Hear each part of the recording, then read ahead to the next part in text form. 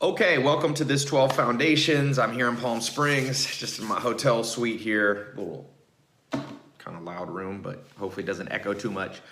And I'm gonna be talking about what they should have taught us in school. That's what the 12 Foundation is all about. You know, if I could go back in time and be 10 years old again, or 12 or whatever, and be taught something, what would I wanna be taught? What are those 12 core foundations that you need in life? Well, first I divided it into the 4 pillars: health, wealth, love, happiness, and then you gotta learn something about all those. But I want to talk today about wealth, financial independence, building your income, building your net worth, having money in the bank account so you're not stressed out. What's missing from society? What are we not learning? What have you not learned, most likely?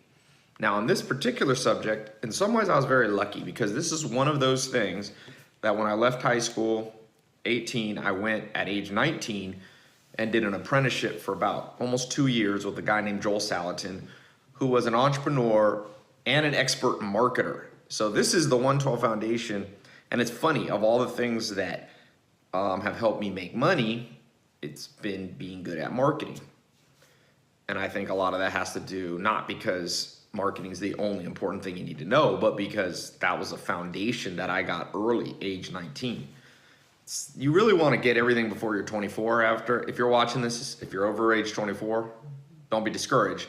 But it's always harder to learn. It's like learning a new language. It's better to learn it when you're 2 years old and you'll have a good accent, Chinese, Arabic, whatever language. It gets harder, your brain starts to seal over, neuroplasticity goes down. But not to be a defeatist, you can still learn after age 24, but the things you learn before age 24 really stick with you and become habits, both good or bad. Marketing became a habit for me. It became a core skill that I possess. And so when you think about your income, and I don't know what your income is, the average person in America's average family is making about $52,000 a year. Other countries, you know, I was in Bolivia years ago. I don't know what it is now, but the income was $400 a year. It was the poorest, I think, income country in the world. And so there's a wide variety. No matter where you live, what kind of job you have, one of the skills you want to build is marketing. And sales can kind of go along with that. I always separate out in my mind marketing and sales, because to me, marketing is like something you set up and it runs without you. Like you create a commercial. Like Geico has those commercials that say 15 minutes will save you 15% on your car insurance. That's marketing. They thought it up, they recorded the TV commercial, the YouTube video, whatever it is, and then it just runs. That's marketing. And for this lesson in the 12 Foundations, let's just use these definitions. I don't want to argue. Different people have different definitions. To me, sales over here is what you do on a continual basis, and you're actually there in person or on the phone doing it. So sales to me is like, I call somebody up and go, do you want to buy my product? Do you want to buy my, I'm working on a beef jerky brand. Do you want to buy my beef jerky? I can either be talking to a customer or a store that I want, 7-Eleven. That's sales. I'm actively doing it. I could, instead of doing sales, I could create marketing that makes people buy my beef jerky. So marketing and sales are kind of brother and sister to each other. They're both equal. They're both in some ways equally important. I would say, to me, marketing is better because once you get it right, it automatically does it. But you still need to know sales, because sales is also negotiating deals. So you want to buy real estate, you're negotiating. You're buying a car, that's to me sales. But what I'm going to title this video here is Persuasion. Okay, so I'm putting Persuasion at the top. Persuasion is the parent. Remember I said brother and sister are marketing and sales? Persuasion is like their mom and dad, okay? It's the parent that's above these two. So what we're gonna focus on in today's 12 Foundation, and what I wish they had taught me more, and probably you're the same, is how to be persuasive. So let's step back. I'm gonna give you practical stuff and I'm gonna give you the philosophy. I'm gonna do both, because you need the mindset, that's the philosophy, and then you need some practical tips to be better at persuasion. First, before I go into the mindset starts with understanding the reward. If you pay close attention to this 12 foundation lesson and you really go out and practice this. What can be the reward for you? Because you got to know how to motivate yourself. So I want to motivate you. When I've gotten better at sales, I've made $1 million in an hour. Okay? Now, I'm not promising you will do that. I'm just telling you, I remember a time in my life, my entire family, okay, my mom and dad, in their entire life, and grandparents, never made $1 million.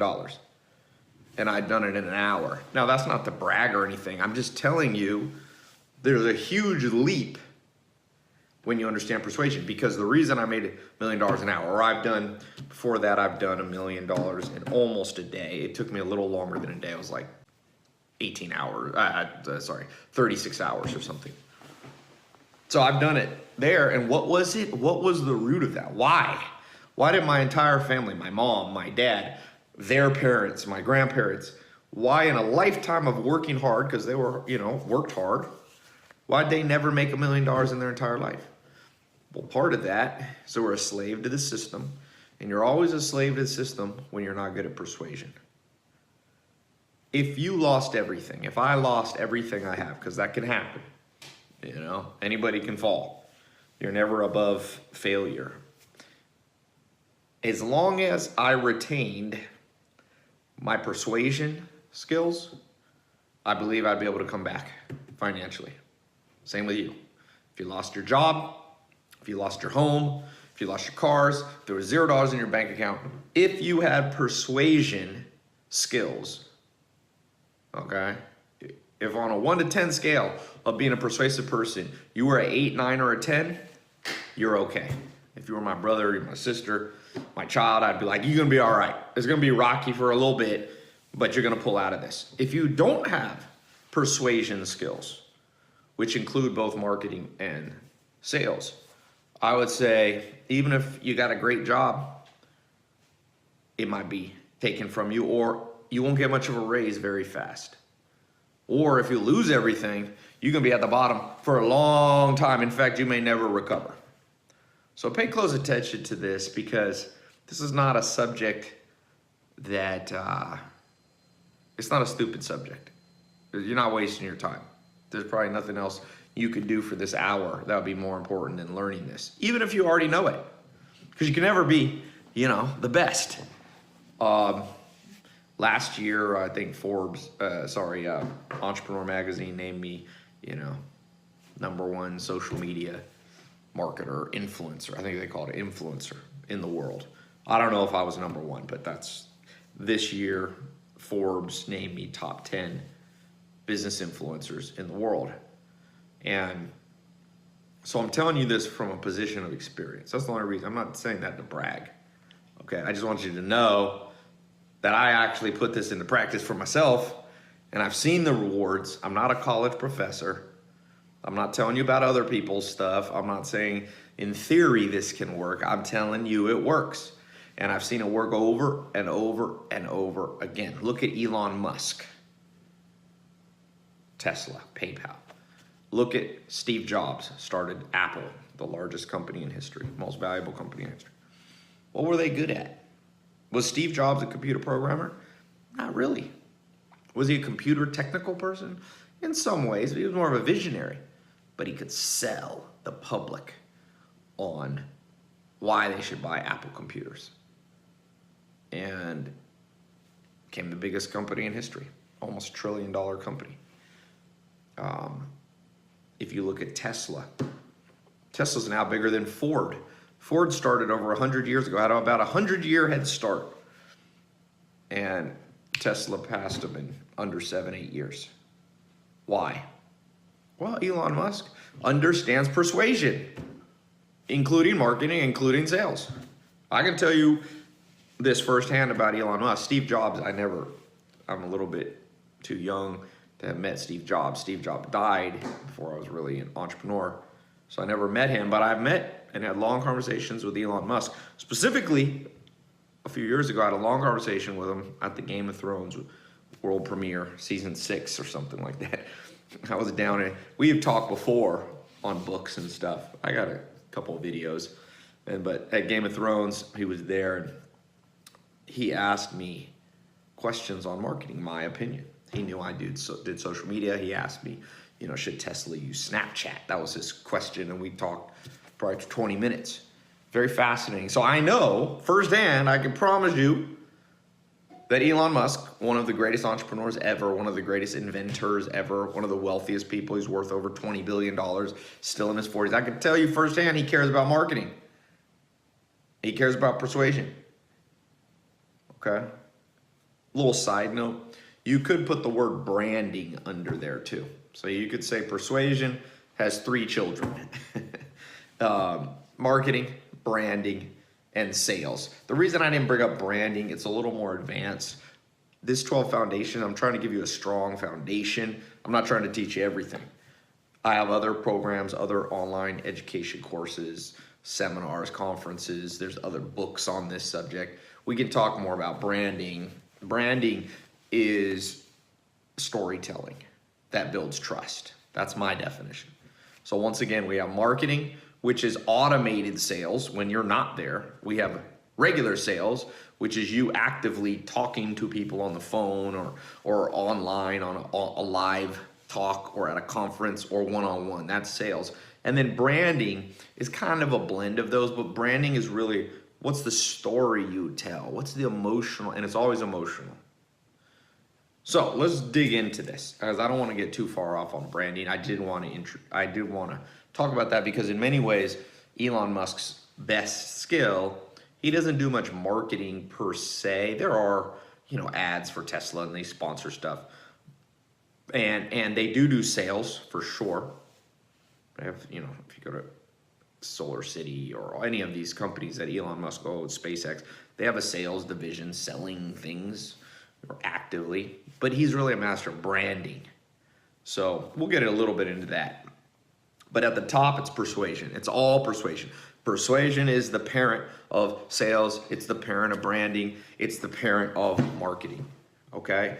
So what do you have to do to increase your persuasive skills, which, if you do it right, pretty much pushes your income up, okay? If you don't like your income and you got to learn one thing, I don't care what job you have. You could work at Starbucks now. You could be unemployed. You could work at a car wash. You could do manual labor. I've done all those things for years. Done low-level jobs, minimum wage and things. What changed my life was persuasion. So let's get into it. What do you need to know? So by the end of this 12 foundation video, or maybe you're listening to it audio, at the end of this, you are on your path to becoming a master, like Elon Musk, of persuasion. Okay, as you're taking notes, I want you to write down this one word, extremely large, on a piece of paper. Write it down. One of the things that makes you remember things is writing it down. So write this down, okay? Emotions, emotions, emotions. Write it 50 times if you need to. Now, you may have heard this before. You might go, I already know that. I've heard that persuasion and marketing and branding is all emotion. Whatever you think it is, maybe you've heard that, maybe you understand it, so you think, emotions is important. Multiply it by 10. See, I knew this. I'd heard, I'd read, I'd been taught that emotions were important, but I still used quite a bit of logic in my marketing or my commercials. And I still do a little bit because you need it to be logical, because there are people who are highly logical. About 10% of the planet is highly logical. So you don't want to, 10% of 7 billion people is a lot. You don't want to ostracize a whole group. But what really works is that emotion. Let me just give an example practically of what I mean by that. When I do YouTube videos, and I've passed YouTube and Facebook combined, I don't know as much on Facebook, but I'm over 1.5 billion minutes watched on YouTube. So it's a lot, billions of minutes. With Facebook, it's probably 2 billion minutes. So I can tell you, people watch my videos, and I know which one of my videos do better, which one of them sticks with people. If it's a video where I'm selling a product, I know which one of my videos sell a lot and which ones sell a little. And it's not what you think. Because sometimes people go, is it the price? Did you make more money because you said, Friday we have a sale, and if you get in there. You know what one of the biggest things is in persuasion? Literally my tone of voice and the energy I speak with. It's not logical, is it? So if I speak like this and I go, today I'm selling Lean 67 protein shake, and if you buy it now, it's 50% off. All right, so that's an example. Let's say I'll get 100 sales. If I get on the video camera and I go, I got something that's amazing. You need to get this Lean 67 shake. This thing has helped people lose weight. It's helped me lose weight. It's got hemp protein superfoods. It's not even the words I'm saying, it's how I'm saying it. That's emotion. It's not logical, it's bypassing logic. See, logic is the newer part of the human brain, the neocortex. 5,000 years ago, 10,000 years ago, even more recent than that. Native Americans, for example, if you read the Sioux Indians, which this is in the 1800s, not that long ago, in the wintertime it would get cold, and they lived in teepees in the Dakotas. They wouldn't talk for like 3 months. It was freezing. They'd say a few words all day. They didn't have books. They didn't have TV. They would just like sit there and just, I don't know what they would do, doze off with their eyes open and just like hibernate. So they weren't highly logical at that point. They weren't having conversations about E equals MC squared and, what's the philosophy of life and Hume and Descartes. They weren't talking about philosophers and Aristotle. They were just kind of like living like it's cold, blanket. That's all emotional stuff. It wasn't logical. And so what happens is humans aren't really adapted yet to using their brain a lot. And if you don't believe me, just look at the world around you. Do you know somebody who you can't understand their behavior because it's kind of idiotic?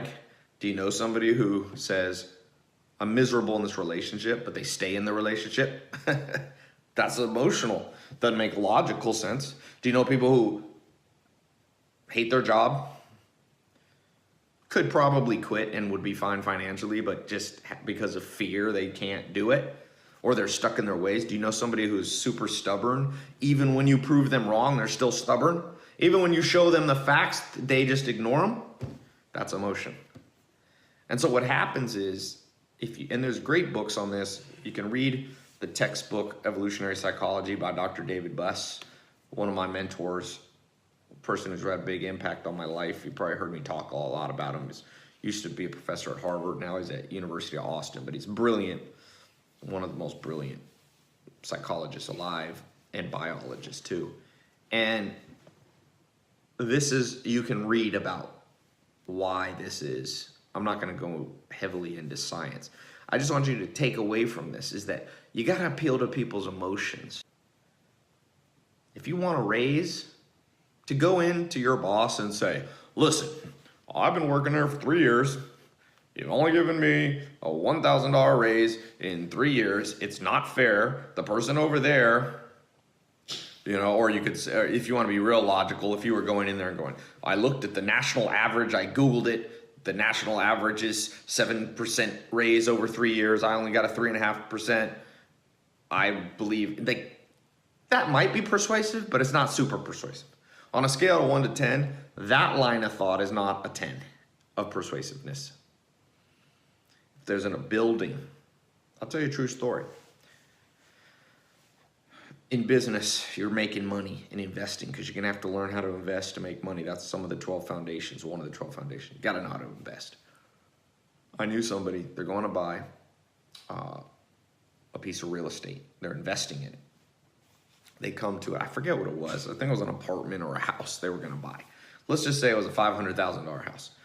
So they go in and they say, I will offer you $500,000.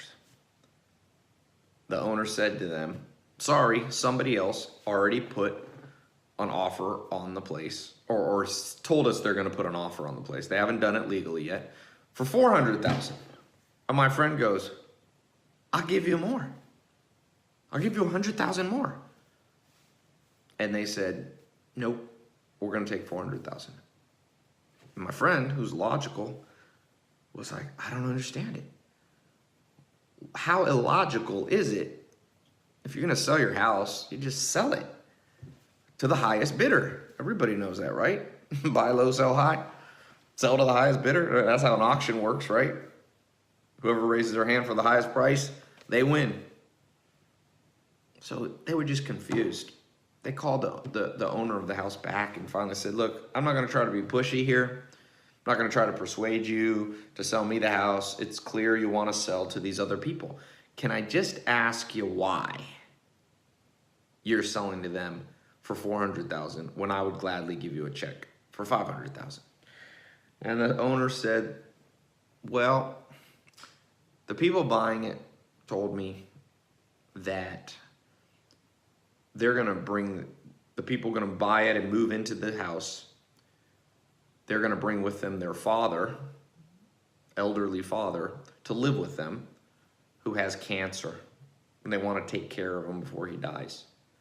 And the owner said, my father died of cancer, and I always regret that I didn't spend as much time with my father towards the end of his life when he had cancer. I should have brought him into house to live with me for the last year of his life. And he just said, you know what, I was so touched by the fact that they were going to do that, that I said, I'm going to sell them the house, even if I make less money. You see, that's not logical. I mean, there's a certain logic to it, but primarily it's an emotional decision. That person says, my emotions feel like I should sell to this person for $400,000. So they were more persuasive. So going back to you trying to get a job interview, or you trying to market your product, your service, your idea, or you trying to become a leader in your company and rise up through the ranks, you're not going to do it by just appealing to people's logic and saying, here's a pros and cons list of why you should work with me or why I should be the boss. You're going to have to get into their emotions. And so at the core, that's what persuasion is. I'm going to give you another example that blows my mind. Apple, okay? Apple has persuaded basically half the world that they're this hip, trendy, almost, I would say, eco-friendly, even though they don't say that, but just the vibe that Apple gives off. It's like hipster people. Like in Los Angeles, there's a part of Los Angeles called Silver Lake. It's where all the hipsters go, the counterculture people, okay? And they all have iPhones and Apple computers. Now, I have some friends that are like that. I'm like, you do know that Apple's the largest corporation in the world. They're not out here doing good deeds. They're the largest corporation.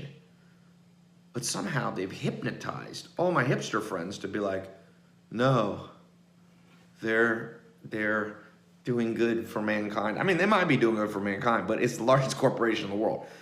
Do you think the largest corporation in the world is just doing it out of beneficent reasons? They just love all mankind? No. They charge as much as they can. If they can get $1,000 for an iPhone, they charge $1,000. Okay? But they're so emotionally persuasive. And compare that to Microsoft, because Microsoft used to be Bill Gates and Microsoft used to be the biggest company in history, but it's been passed by Apple. And I know the reason, or I believe I have the reason, or one of the big reasons, we should say. There's always multiple reasons, but large part is that Apple did marketing and branding that appealed to people's emotion. It didn't make sense, whereas Microsoft's a very logical company, you know? They made, it's like Excel and all these things. It's like, that was, you know, I had dinner with Steve Ballmer for an hour or two last year. You know, it's worth $32 billion. He came in after Paul Allen and Steve Jobs. He was like the third guy in, the CEO of Microsoft for 20 years, biggest company in the world. Like I said, it's $32 billion. I was there. He owns the Clippers. You know, you have a lot of money when you can be like Steve Ballmer, and they said, oh, the team is for sale for $1 billion, and he said, I'll give you $2 billion just to secure my spot. That's how rich Steve Ballmer is.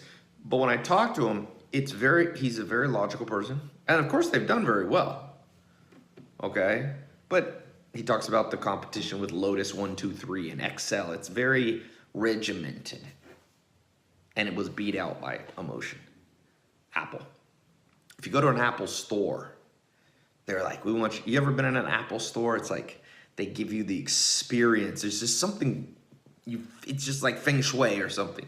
You know what feng shui is? If you don't know, feng shui means like designing a house or a space so that it feels right to be in it. So putting the desk the right way, the windows the right way, and all that stuff. Like one of the rules of feng shui is don't cover windows. Okay? Don't like put your bed across a window. Like let's say you have a full screen, you know, a full sliding glass door or something. Don't put the bed over it. Don't block windows. All these rules. I'm not a feng shui master, but I've had them come to my house and tell me all the tricks of the trade or what they recommended I change. See, Apple is emotionally feng shui. You go to that Apple store and you're just like, I could spend a lot of time. And it's clean, it's simple, but sophisticated. And those Apple stores has been a big reason that Apple's become a dominant force. Microsoft tried to make stores. I remember there was one in Century City Mall, and it was just like a regular store. It looked like a Radio Shack. You remember Radio Shack? I think they're bankrupt now. Radio Shack is like a Walmart or a Kmart. You don't feel like, it's not like an experience. Apple is almost like a nightclub. They got music playing. There's a store in Los Angeles called an Apple store at a mall called the Grove. It's one of the prettiest malls in LA. And you go into that Apple store, and there's more people in that store than any other store. Even the big department stores like Nordstrom's, I don't think have as many people. Definitely not per square foot as Apple does. And a lot of times, even the total number is more in that little store. Because you want to be in there and you don't really want to leave. And you make a lot more money when people don't want to leave your store because it feels like a club, you know? People like nightclubs. You go to New York, you're in a good nightclub, people want to get in, not out. Because, once again, a nightclub's emotional. What does a nightclub do? Alcohol and music and beautiful people. Those all appeal to our emotions, not our logic. Nobody ever was like, I'm drinking this alcohol so I logically become, lower my inhibitions and become less anxious. No, people drink because they're like, I want to feel good. A lot of people listen to music. Music is not a logical experience. Now, writing music can be logical, and there's an element in Mozart and Bach were somewhat logical. But even then, most artists come from a different place. It's not from the neocortex. It's from this creative side. And so nightclubs work. I used to own nightclubs. They're persuasive because everything about them. Yeah, there's beautiful people there. It's usually a nice nightclub, is well decorated. They got good music, good DJs, and there's alcohol. And, in California, people are smoking weed too. So that gives even more emotional. So Apple created this brand that's almost like a nightclub. And let's go back to Elon Musk. Persuasion. You must become like Elon Musk. In every area of your income, business, every area, in how you invest your money. If you have a career, 9-to-5 job, in how you get raises, how you get promoted, it's going to come from an emotional place. Your boss or bosses are going to look, and it's not going to be logical. They're just going to be like, there's something about Bob. There's something about Susie. They need a raise, or they need to become my business partner, or they need to become CEO, or it's not them usually. Very rarely does your promotion come because someone sat down and logically thought through it. So let's get into this some practical things. How can you be more emotionally persuasive? Because the word persuasion to me is inexorably associated, merged. The two are one. Emotional persuasion. Not logical. Logical persuasion is almost an oxymoron. It doesn't exist. There are people who are persuaded by logic, but there's no real field that I would teach that I wish I knew called logical persuasion. There wasn't. There are times when you need logic. If you're building an airplane, if you're an engineer. And don't get me wrong, Steve Jobs was logical, but the way they persuaded was not logical. So how can you, let's just go through some foundational steps. You should have on your piece of paper emotions in huge writing. Okay, so you should have emotions. Then write on your piece of paper right below that the word persuasion. So emotions, then persuasion. Then draw a little line like children of the word persuasion. Draw 2 lines. You could draw a third one actually, 2. Marketing, branding, sales. Put marketing and sales big, and then branding is like the smaller one below. Okay, so now we've drawn out our little circle here. What goes below that? So I want to focus on, we got this word emotions. You got that word emotions up there? I want you to draw out to the right. Hopefully you got room on the paper. If not, just use a new piece of paper. We got to dissect emotions.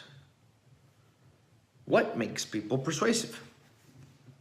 Well, there's something called the 25 cognitive biases of persuasion. Different people have taught on them. It's not taught in school. It should be. It's not taught at home by parents. It should be. It's because the parents don't know and school teachers don't know, unfortunately. Charlie Munger, the billionaire business partner of Warren Buffett, has written about it in his book that I've been recommending for years called Poor Charlie's Almanac. There's a guy named C. Aldini, one of my company's mentor box. He's one of the authors that teaches. He wrote a book called Influence, Persuasion. There's guys like Noah Berger writing about what makes an idea contagious. There's a book called Hooked. These are just different books all on this same subject. What makes things persuasive? So I'm gonna not go into all 25 cognitive biases because I have an in-depth sales program, very in-depth. For those of you really in sales, you wanna make a lot more money, I've created a system, like a black belt system in sales, which covers I've created actually my own sales system, a personality quiz system called PACE, P-A-S-E, Practical Action, Social Emotional. It's a diagnostic tool. When you're selling to somebody, you find out what personality type they are. You adjust your sales presentation based on that. I mean, it's made me many, many millions of dollars. Many, just from that system. But that's not part of the 12 foundations because it's more in depth, longer. Not everybody needs it. But if you're in sales, there's a button above or below. Call the phone number of my office or email my support and say you're interested in the advanced sales system. They'll send you the pricing, what you get. I don't really sell it on my website. You have to talk to my team. It's a very powerful system, and I'm somewhat apprehensive to just give it out to people without knowing a little about them. I don't want people to use this for bad, like a drug dealer. I wouldn't want a drug dealer to get a hold of this because that drug dealer would sell a heck of a lot more drugs if they got a hold of my advanced sales system. So we kind of, we can't prevent completely, but if you want to get in there, you can schedule a time with my team. They talk to you on the phone for 10 minutes, make sure it's a good match, tell you about the pricing, how it works. There's a couple different levels of it. Anyway, a little side note. I'll try to get them to put a link below if you want to apply.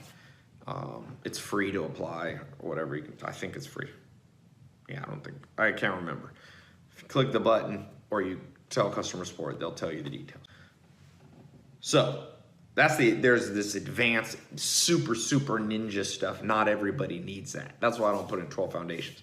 If you work at Starbucks right now, or if you are a manager of a company, you don't need to be the world's top ninja. For those of you who are like selling cars or selling insurance or selling real estate, or you're marketing online or you're an entrepreneur, you want the system that I have. So about 20% of you should get it. The other 80%, just listen to what I'm gonna say now. I'll give you, that other system that I have is like a PhD. I'm giving you now like a bachelor's in persuasion, a bachelor's, okay? I'm trying to give you a 4-year degree in 1 hour. It's kind of tough. So, 25 cognitive biases. I go through most all of them in my bigger system, but let's talk about now the ones you need to know. What emotionally makes people persuaded to do and help you make more money? Either to buy for you, promote you, invest in you. This you need for investors. Okay, let's start with one of the 25 cognitive biases. Write this down. Put this on a new list.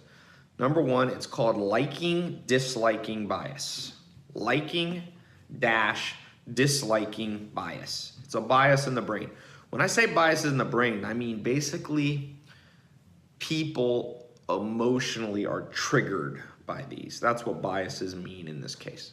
Triggers. When people walk into that Apple store, they go, I like it here. If you ask them why, they don't know, but something triggered them. It might be the music, it might be the lighting, it might be the way it's laid out, but something triggered them. So I want to learn, I want to teach you how to trigger the correct emotions in people. The first one is literally called liking and disliking bias. Let me explain. Imagine this. Let's go back. This is a time machine, and we brought back two people from history. One is, let's see, who's a loved person in history? Let's say Gandhi, Mahatma Gandhi. He helped free India from colonial rule, okay? Or Mother Teresa. She worked and gave her life for charity. Let's say Mother Teresa. So we bring Mother Teresa back. We stick her in a room with 100 people. We also go back in time and bring, in our time machine, Adolf Hitler, one of the most hated people now in history, okay? Bring those two people back, and we have them teach math. And Mother Teresa, who everybody likes, says, 2 plus 2 is 5. And Adolf Hitler says, 2 plus 2, no, it's 4. Guess what? Believe it or not, there'll be people in that room that go, I just can't believe, there's no way that Adolf Hitler is correct on this. I'm gonna go with Mother Teresa. So if you're gonna go against their logic, emotionally, because they can't stand Adolf Hitler, but they love Mother Teresa. So what people and scientists have found is if you want people to buy what you're selling, to buy from you, to buy your products, if you want them to invest in you, if you want them to give you a raise, you have to be emotionally, people have to like you, just like you. When your name comes up, people need to smile. So what do you have to do in your life now to have more people like you? Now, let me be clear. I'm not saying everyone will like you. You know, it's funny with me, I'm a somewhat controversial person. You know, I talk about money and I fight the system somewhat online, and some people think that it's a scam, like a late night infomercial of 20 years ago. But without a doubt, 9 times out of 10, when people meet me in person, they'll go away and I'll hear it through the grapevine. They'll go, yeah, I kind of like Ty. Not always. But they go, I didn't know if I'd like him when I watched his first YouTube videos with cars. I thought he was a show off. But you know what? I like that person. And that's what people need to say with you. You want a raise from your boss, and they got the option to give a lot of different people a raise, you need to be liked. Now, I'm not saying you need to kiss people's butt. That doesn't make people like you. I'm not saying you need to be a person that over compliments to make everyone. I'm not saying you need to never stand up for yourself. What you need to do is think back to when you were in high school. Who's the person you liked? Were they a pushover? Were they the weakest? Did they always do what you want? No. The person that had a certain amount of confidence, but also a person who kind of seemed fair. Like if a big group of you went out to eat and one person covered the bill one time, the next time, maybe that likable friend of yours said, it's my turn to pay. So that's a big part of it, being fair person. Don't ever let people perceive you as someone who are going to take advantage of others. This will make you less likable and a lot less persuasive. If you're doing one-on-one sales, if you can't get the person to like you, you ain't gonna win. That's why they say in sales, like dress, like if you're selling to people who wear suits, wear a suit. And it's not because of what people think. It's not a logical reason. It's basically people like people who are like them, because everybody loves themselves. Narcissism, most humans are narcissists at some level, okay? So if they're all wearing suits and you come in flip-flops, they're kind of like, oh, who's this person who thinks they're better than us? You're off to a bad start in being persuasive. If you're recording a marketing video, know your target audience, but not just know it, because everybody says know your audience. I'm saying know what vibes with them. If you're selling to a whole bunch of PhDs, talk with exact vocabulary and proper grammar. If you sell into the streets, you know, wear some Nikes. That makes you likable.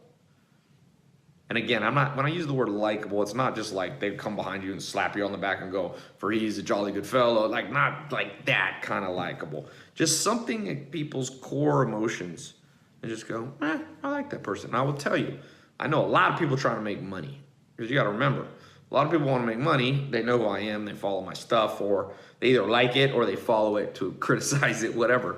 But I meet these people daily, okay? Try to keep them at a distance. I'm talking about the obnoxious people trying to make money. The people who want to step on other people. The people you could tell this person's a snake. This person is just smiling because I'm staring at them. But the second I turn around, they're going to talk behind my back. Don't be that person. And I'll tell you, I've told this to people, and people go, oh, well, that's obvious. And other people go, no, to get ahead, you got to be ruthless. You got to be mean. You got to be powerful. You have to be feared. Machiavelli said, you know, is it better to be loved or feared? I can tell you the answer to that. It's better to be loved. I don't know why that's a question that people like, do you really debate that? Would you rather be, what happened to Mussolini? He was the dictator of Italy. What happened to Adolf Hitler? What happened to Stalin? These are all people that were feared and hated towards the end. You know, they get shot or they shoot themselves like Hitler. Now, you want to be loved more than hate. Now, more than feared. If you can be loved and feared would be the best in terms of leadership. Loved and feared. It's kind of like a parent. You know, the best parent is loved and feared. You're not a good parent or a friendship, you know. When I think of feared, I think respected. Like, you ain't gonna screw them over because you respect them. So if you had a choice though between feared and loved, go with loved. Do people love Elon Musk? Yes. Do people love Steve Jobs? Yes. Now some people say, well, there's people that we hate that have money. And I say, not for long.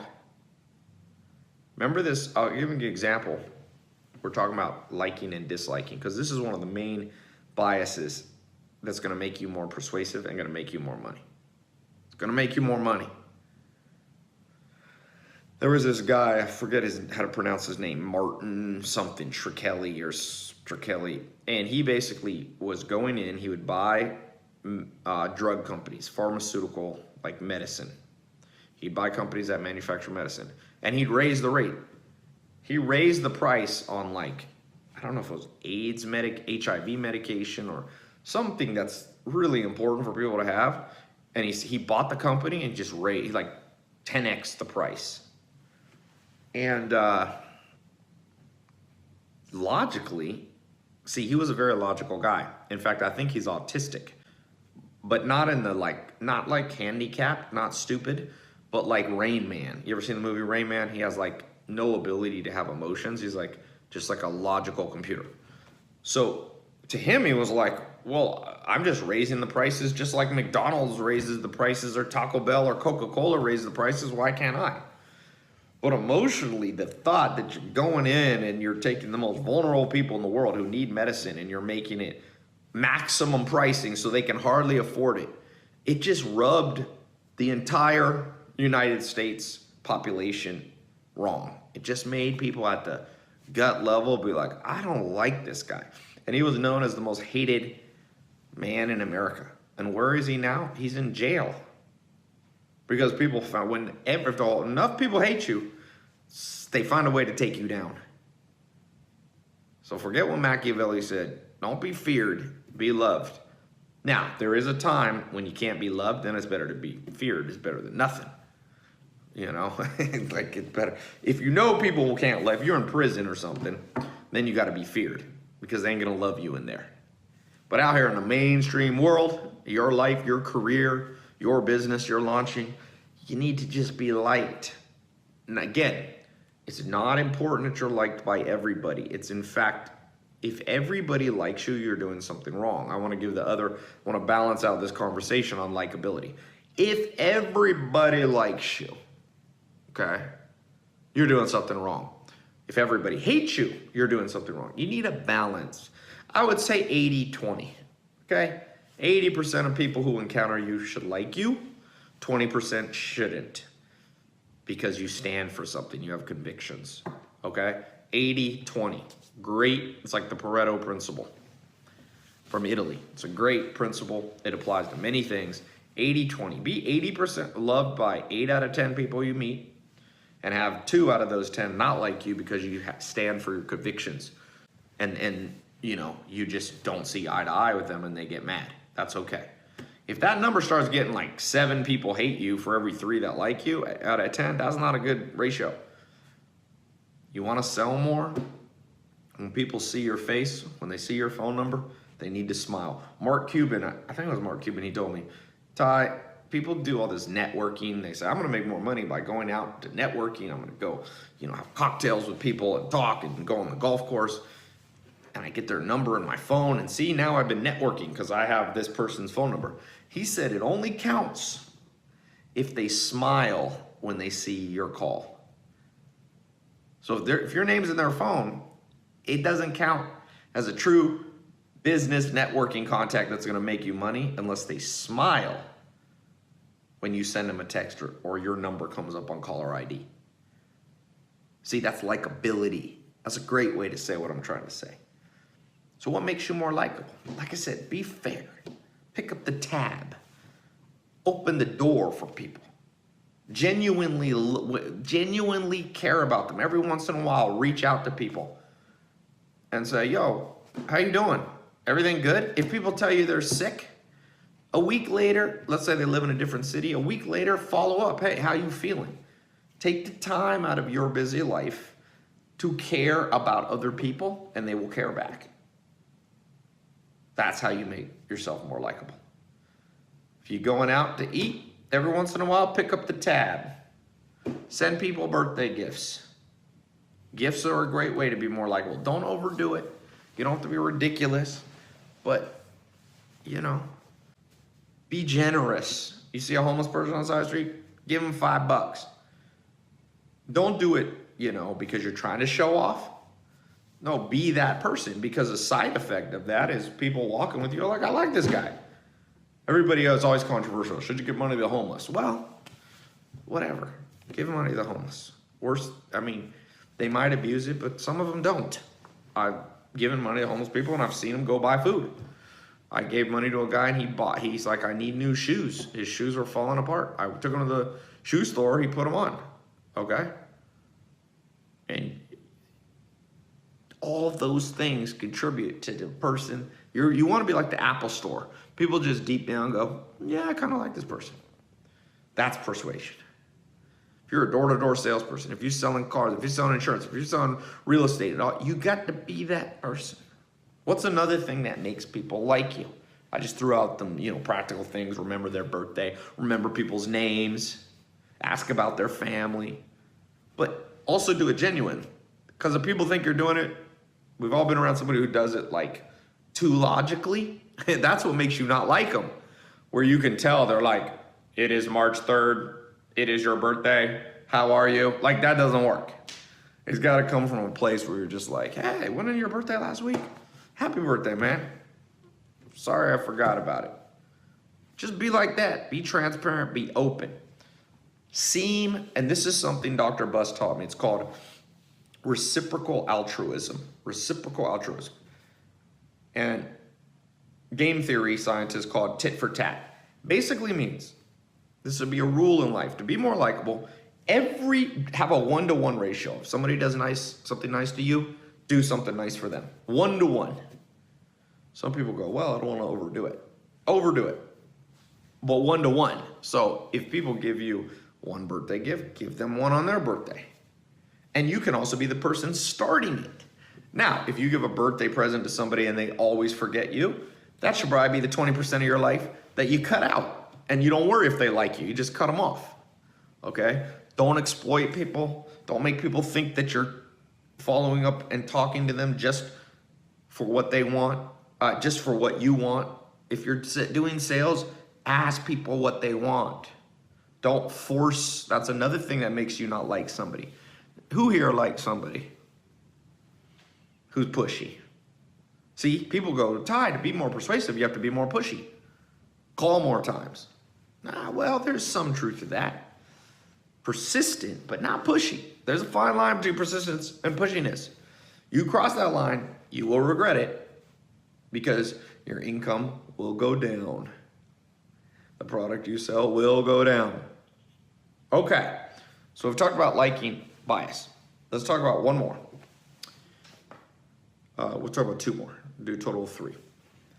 Reward bias. This is huge. In fact, probably the most powerful persuasion point is reward. So if you're actively marketing to people or selling or trying to get a promotion, always do it with the thought of what's in it for them. And so many salespeople forget that. So many people wanting a raise or a promotion, they're going, okay, my life would be so much better if I got promoted to manager and then I made twice as much money per year and then I could buy another car. And they're just thinking about their reward, their reward, their reward. But write this down, other people's rewards. So your boss gives you a raise when they think it's gonna reward them to give you a raise.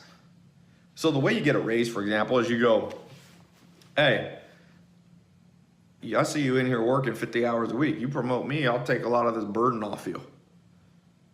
You'll be rewarded by helping me, Mr. Boss, because you won't have to work as hard. Now you can go to your kids, you still make the same amount of money.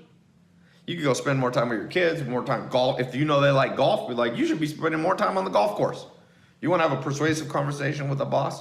You know they like golf, you walk in and go, I got a way you can double the amount of time you spend on the golf course. Even the boss who doesn't want to give you a raise is going to be like, tell me about that. If they really like golf, tell me about it. You say, well, look, make me a manager. I can take a huge burden off. I promise you. You could say something like this. Try me as a manager for 3 months. If you don't get an extra 3 hours a week on the golf course, I'll let my promotion go and go back to my old job. That's persuasive. Because if I'm the boss, I'm like, I like golf. That's emotional. Sports is emotional. There's no logical reason you should like to put a ball in a hole or basketball. I mean, it's not, sports is all illogical. Look at fans yelling and screaming for the World Cup or basketball, whatever, right? So you tell me that I'm gonna get more emotional time with something that good emotions, and then there's no pain because it's reward and pain. Man, that's persuasive. If I'm that boss, I'm gonna be like, I might just have to try it. Let me think on that. Let me sleep on that tonight. Because what most people do, and why most people aren't persuasive, and why most people don't make much money, is they come into their boss and they go, let me tell you about me, why I need to be rewarded. I've been working here. I've been putting in time. Reward me. Man, that don't work. It works sometimes, but it's not very effective. It works like 1 out of 10 times. If you were playing poker, it'd be the worst hand you could possibly play. It's like playing, you got a 2 and a 3, not suited cards, and you're like, yeah, I'm gonna bet everything on this. Don't bet everything on a stupid hand. But doing what I'm talking about here, being likable, and then talking about what reward them, now you're playing 4 aces. You know, now you're playing a royal flush. Well, the royal flush is you doing all 25. I don't have time to do, I'm gonna give you 3. So I want you, when you're making your commercials, if you're doing marketing, when you're making your Instagram ads, your Facebook ads, when you're doing a TV commercial, when you're on the phone with somebody, when you're negotiating a deal, piece of real estate you wanna buy, when you're trying to get investors to invest in you, trying to get a banker to give you a loan, all the things, we're talking about the language of money. These are all things that make you money. Be sure that most of your conversation is how it's going to benefit and reward them. If you got a 1 hour meeting, spend 45 minutes talking about the benefit to them. Now, one little side note, write this down. You must have a period of discovery where you ask them. Don't assume what rewards are. So for example, don't assume and walk into your boss and go, I got a way you can play more golf. You hire me as the manager, give me a raise, give me a promotion, and you'll be able to spend 5 more hours a week on the golf course. What if they turn around and go, I hate golf. Now I'm definitely not going to promote you, because what you're saying is if I promote you, I'm going to get more golf time and I hate golf. So there's an example where you made a mistake. In order to know what people's rewards are, the simplest way is just ask them. Listen. If you listen to your boss enough, if you listen to a business partner enough, if you talk to your customers enough, that's why when I start a new business, I like to talk to my customers. I read the customer support email. I look at my social media comments. I spend at least 10 to 30 minutes a day reading feedback because I want to know what is the reward for people. Like if I find out that that boss or that person I'm trying to get to invest with me, I'm started to let in investors now. I want to know why that investor's here, not why I want them. What's the reward for them? And then you spend 45 minutes out of an hour talking about that, getting them excited, getting them to envision, oh man, if I do this with Ty, this is what's gonna happen. Reward. That is number 2. So number 1 was liking, but you gotta be a likable person. The reason I put that first is, if you're not a likable person, it's hard to, you won't even get to talk to people to find out their rewards. So first, be just a genuine person, authentic, fair, not trying to claw your way to the top and drag other people down. Don't talk behind people's back. Just don't gossip. Keep that stuff to yourself. Once you're perceived as a gossip, nobody likes you. Nobody can trust you. Be trustworthy. You know, apologize if you do something wrong. All the classic things that mom and dad are supposed to teach people, but I swear the whole world's being raised by wolves now. No one has common sense. So be likable, have that common sense. Number 2, then focus on their rewards in doing business with you or helping you make more money. Okay? So what's number 3? What is number 3? Now again, there's 25. So I think, very important in being more persuasive is what I call what's called availability bias. Okay? I want to explain this relatively, not make it too complicated. Let me just put it this way. A lot of people walk up to me and they're like, Ty, will you help me? And can I tell you, actually, let me give you a true story. Okay, I shot this little show, a Snapchat show episode for Comedy Central. You probably saw it on my social media. It went on the big Snapchat thing. They did one episode at my house, these 2 funny comedians who follow me. So I'm out there filming this. We left my place in Beverly Hills.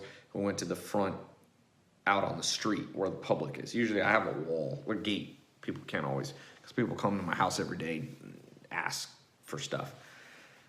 So I walk out there. There's like 17 crew members. There's like 4 big cameras, like TV cameras. There's all this going on. And a kid is waiting outside. Just a random person, not part of Comedy Central.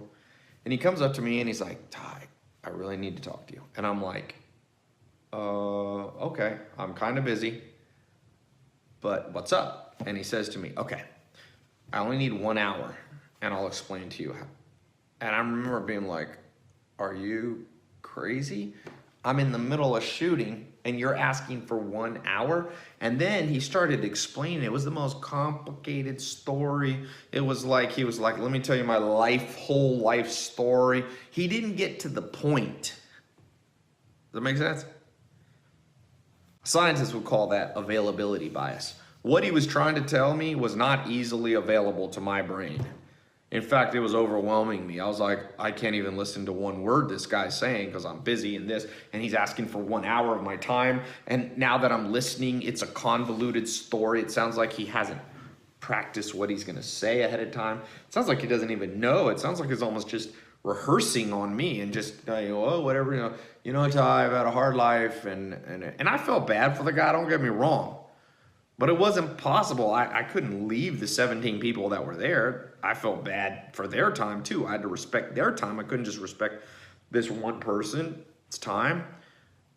And it's funny, he ended up getting arrested because I had to go back in. He stayed at my house for like 1 or 2 days. Finally, the police came and got him.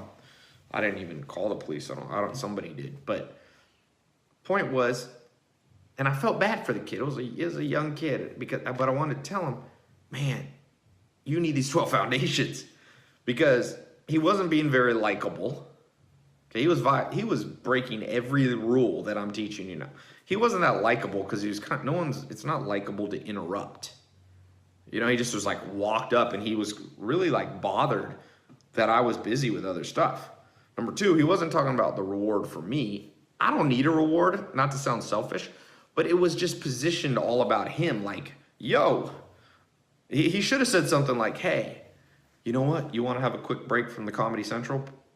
I can be an excuse for you to come talk to me. See, because maybe I wanted a break, so it'd be a reward. And I'm like, yeah, I'll talk to you so I can get away from these cameras for a second and take a breather. But he didn't position that way. It wasn't reward. He wasn't thinking about other people's reward. And number three, when he finally got my time, it wasn't simple. Just know this: to be persuasive, you have to say things in about 1 to 2 sentences. The core thing you're trying to sell, you have to say in 1 to 2 sentences. Okay? Geico, the auto insurance, one of the biggest ones in America, one of the most profitable, multi-billion dollar company. They just have this simple 1 or 2 sentence thing. 15 minutes with us could save you 15% on your auto insurance. Simple. It's easily available to my brain. Even if I'm busy and multitasking, if that commercial comes on, I just get it. It's not complex. They don't say, if you have auto insurance and you're not sure about your premium and deductibles, and you would like your co-insurance amount to have high, or if you'd like the maximum lifetime benefit to be high of your insurance policy, definitely you would like to talk to us, because we have a Moody's A+ rating on our financial security and stability. Like, by that time, people are like, they're off scrolling through Instagram. The world's easily distracted now. Most people have a shorter attention span than a goldfish. Under 6 seconds. Goldfish has like a 6-second attention span. Average person in the model world's like 5 or whatever, like half a second less than a goldfish. So you got to get to the point and make it easily available. Don't use big words. I get people that I can tell they're trying to impress me. They're not impressing me. They're just complicating it. Keep it simple.